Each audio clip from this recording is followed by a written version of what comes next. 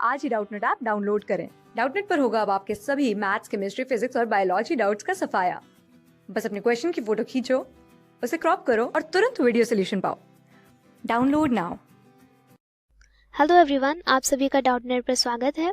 जैसा कि आप जानते हैं, हम क्लास 12 एनसीईआरटी का थीम 8 जिसका नाम है pageants, the zamindars and the state, उसको पढ़ रहे हैं। और अभी तक हमने पेजेंट्स एंड एग्रीकल्चर प्रोडक्शन के बारे में पढ़ लिया है, जिसके अंदर हमने पेजेंट्स एंड देयर लैंड्स के बारे में पढ़ा, उनकी इरिगेशन एंड टेक्नोलॉजी के बारे में पढ़ा, हमने पढ़ा कि वो किस तरह की क्रॉप्स उगाया करते थे, और साथ में ही हमने सोर्सेज के बारे में जाना कि वो कौन कौन से सोर्सेज थे जिससे हमें पता चलता है 16th एंड 17th सेंचुरी की सोशल लाइफ के बारे में। इसके बाद हमने विलेज कम्युनिटी जो टॉपिक है ये शुरू किया, जिसमें हमने कास्ट एंड रूरल मिल्यू के बारे में पढ़ा कि जो सोसाइटी थी उसमें कास्ट किस तरह से प्रिवेल करती थी और क्या सोशल ऑर्डर है, क्या सोशल ऑर्डर रहा, एंड द रूरल एनवायरनमेंट कैसा था। उसके बाद हमने पंचायत के बारे में पढ़ा, हेडमैन के बारे में और जाति पंचायत के बारे में पढ़ा। अब हम आज इस वीडियो में द विलेज कम्युनिटी जो ये टॉपिक है, इसका एक सब टॉपिक विलेज आर्टिजन्स और अ लिटिल रिपब्लिक, ये सब टॉपिक पढ़ेंगे। तो इस टॉपिक में हम पढ़ेंगे आर्टिजन्स के बारे में जो कि विलेज में रहा करते थे। तो चलिए शुरू करते हैं हम अपना topic. The Marathi documents and village surveys made in the British era have revealed the existence of substantial number of artisans.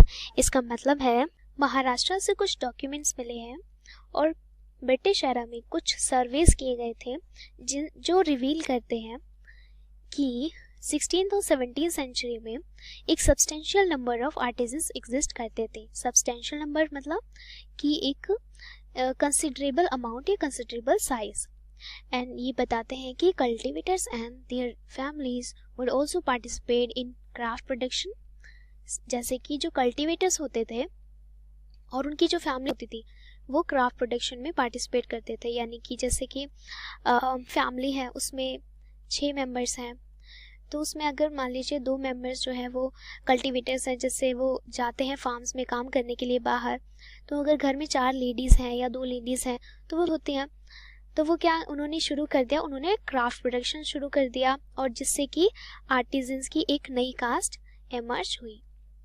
और वो क्या क्या क्राफ्ट प्रोडक्शन थे, जैसे कि dye, textile printing, baking, firing of pottery. Firing of pottery का मतलब है जैसे जो भी बर्तन बनाते हैं, जो पॉटरी मिट्टी के बर्तन बनाते हैं उसे फायर करते हैं, उसे पकाते हैं, तो उसे कहते हैं firing of pottery. And making and repairing of agricultural implements, यानी कि जितने भी एग्रीकल्चरल इम्प्लीमेंट्स होते थे जो कि खेती बाड़ी में यूज़ किए जाते थे, उनको बनाना और उनको रिपेयर करना, ये भी काम किनका था, आर्टिजन्स का था। इसके बाद देखते हैं हम विलेज आर्टिजन्स थे।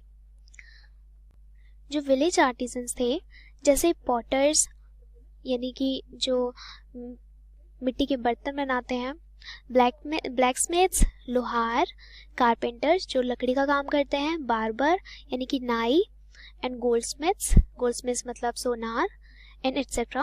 were compensated by villagers by giving them share of the harvest or an allotment of land, cultivable waste which was decided by the panchayats. इसका मतलब है जो विलेज आर्टिजन्स होते थे उनको कंपेंसेट कैसे किया जाता, मतलब कि अगर उनसे कुछ खरीदा जाता है तो विलेजर्स उन्हें कैसे पे करते थे, उन्हें या तो वो देते थे हार्वेस्ट का कुछ पार्ट, यानी कि जो भी उनकी फसल हुई है उसका कुछ पार्ट देते थे वो, या तो फिर वो अलॉटमेंट का मतलब कोई लैंड को अलॉट करते थे, यानी लैंड का एक टुकड़ा दिया करते थे ऑन द मंथली या ईयरली बेसिस, या फिर कल्टिवेबल वेस्ट, ऐसा कोई वेस्ट जो कि कल्टीवेट किया जा सके, जैसे कोई सीड्स होते हैं, ऐसे सीड्स उनको दिए करते थे। एंड साथ में ये सब कुछ डिसाइड होता था पंचायत के द्वारा, यानी एक विलेज है तो उसमें पंचायत ही डिसाइड करेगी कि आर्टिजन्स को उनके जो काम है उनके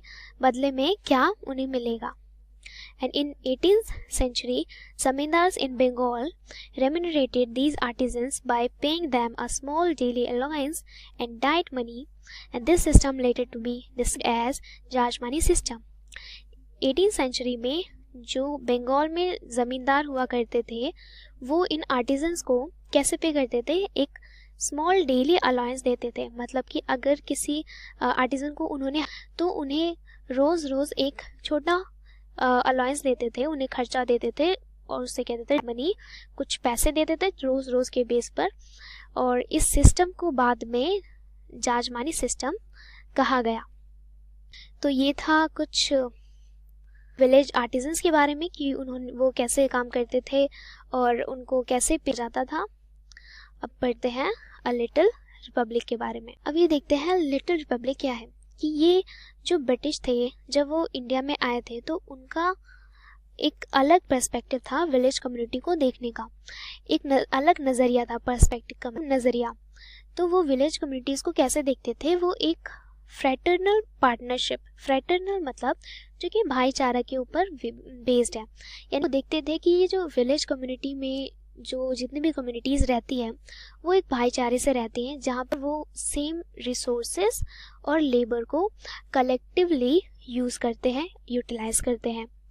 and a group of powerful individuals decided the affairs of the village and exploited the authority to dispense justice.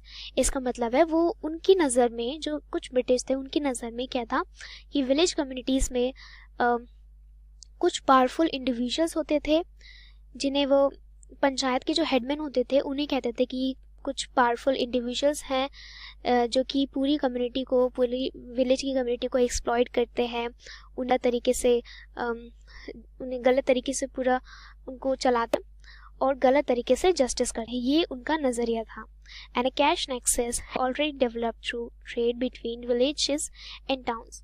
और ये दिखाता है कि विलेजेस और टाउन्स में एक कैश नेक्सस शुरू हो गया। वो क्या था, मतलब एक मेलजोल या एक संबंध, कि जो विलेज और टाउन के बीच में एक संबंध, एक मेलजोल कैश नेक्सस से शुरू हो गया। कि कैसे होता है कि जो विलेजर्स थे वो टाउन्स में अपनी क्रॉप्स या अपनी जितना भी एग्रीकल्चर प्रोडक्ट है उसको सप्लाई करते थे, और टाउन वाले जो लोग हैं वो उनको रेम्यूनरेट करते थे, क्या करके, जो पैसे देते थे या फिर कुछ भी उसके बदले देते थे। And the artisans producing for export market like weavers and received their advances और wages in cash as did the producers of commercial products like cotton, silk और इंडिगो।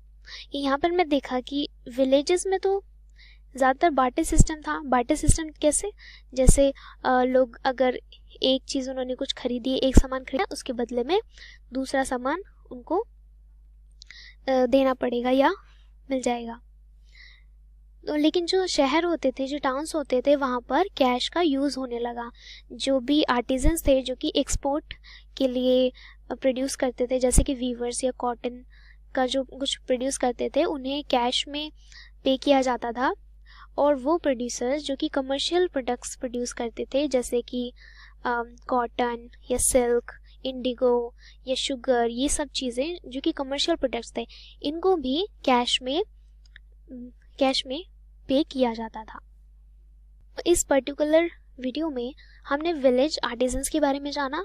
हमने जाना कि जो विलेज आर्टिजन्स थे वो कैसे एमर्ज हुए, सबसे पहले वो क्या सर्कमस्टांसेस थे जिनकी वजह से आर्टिजन्स एमर्ज हुए। और क्लास 6 से 12 से लेके नीट, IIT, जेईई मेंस और एडवांस के लेवल तक 10 मिलियन से ज़्यादा स्टूडेंट्स का भरोसा।